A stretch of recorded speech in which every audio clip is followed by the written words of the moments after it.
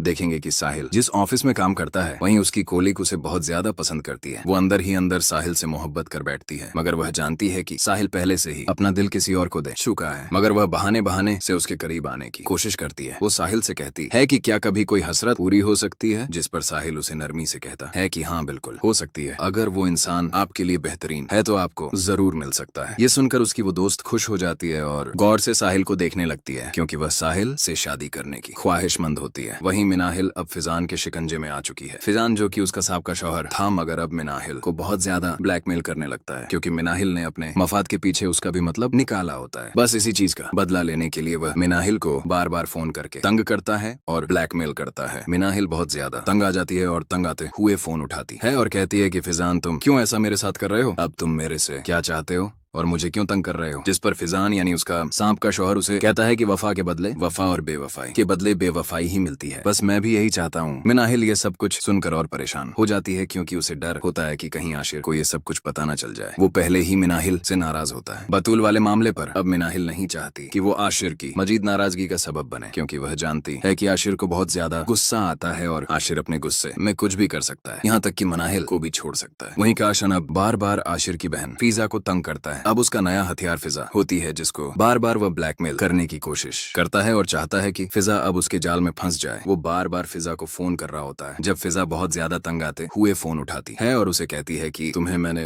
कितनी दफा समझाया है कि मुझे कॉल्स मत किया करो, मगर तुम बार बार कॉल करने से बाज क्यों नहीं आ रहे? जिस पर काशान कहता है कि मैं तुम्हें बार बार कॉल करूंगा, तुम जो करना चाहती हो कर लो। फिजा बहुत ज्यादा परेशान हो जाती है। उसे समझ नहीं आता कि वो यह बात किससे जाकर शेयर करे। क्या उसे यह बात ताशर को बतानी चाहिए? दूसरी तरफ मिनाहिल एक बार फिर काशान से राब्ता करती है और उसे मिलने के लिए कहती है। वो काशान से मिलती है और एक बार फिर उसे एक नई कहानी सुनाती है। वो उसे कहती है कि मुझे तुम्हारी जरूरत है। काशान कहता है कि अब क्या हो गया? जिस पर मिनाहिल उसे कहती है कि मुझे किसी का मर्डर करवाना है। काशान हैरान होते हुए कहता है कि किसका मर्डर करवाना है? कहीं आशिर का तो मर्डर नहीं करवाना? जिस पर वो खामोश हो जाती है। मगर हम सब ये जानते हैं कि मिनाहिल किसी भी कीमत पर आशिर को नहीं खो सकती, इसीलिए ऐसा मालूम होता है कि इस बार वो अपने साका शौहर से बदला लेने के लिए काशान का इस्तेमाल करेगी। क्या आप सबको भी ऐसा ही लगता है? कमेंट्स में अपनी राय का इजहार जरूर कीजिए।